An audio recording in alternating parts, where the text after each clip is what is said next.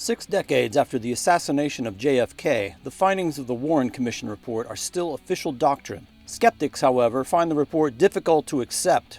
Here we explore 5 incredible aspects of the Warren Commission and its findings. Number 1. Allen Dulles' appointment to the commission.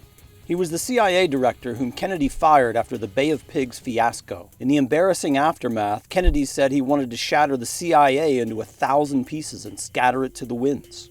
The appointment of Dulles makes assassination researchers think that having the ex-CIA director on the commission placed him in a perfect position to manage a cover-up. Number 2. The rifle and the single bullet theory. The weapon found in the book depository building was an older Italian-made bolt-action rifle. A full cycle from firing the weapon and manipulating the bolt to make ready for the next shot required experienced riflemen 2.3 seconds at minimum. Witnesses said the shooting took place over 5 or 6 seconds. The commission concluded that one bullet followed this path. The bullet that did all this was supposedly found at the hospital after falling out of the governor's body, lodging itself underneath a component of the stretcher, and later rolling out into view. The stretchers had been unguarded in a facility where many unauthorized individuals were present. This bullet was mostly intact and not misshapen, with little to no flattening.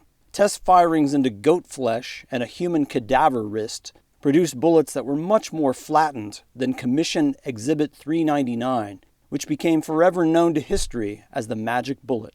Number 3. The paraffin test. When a gun is fired, traces of powder exit the weapon and enter the skin of the shooter. A chemical test for nitrate residue can show that a suspect fired a gun on the day of the test. A subject who has fired a rifle will have gunpowder nitrate residue on the cheek. Oswald was subjected to this testing shortly after his arrest. The tests on his hands were positive. His cheek was negative.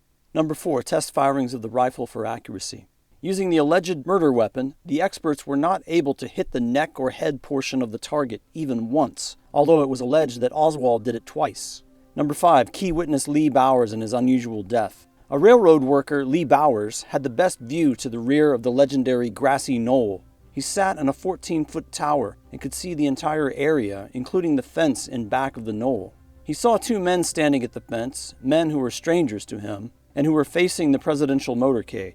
At this point, the commission moved on to another line of questioning without asking Bowers what he had seen at the time of the shots. To author Mark Lane, he gave additional details.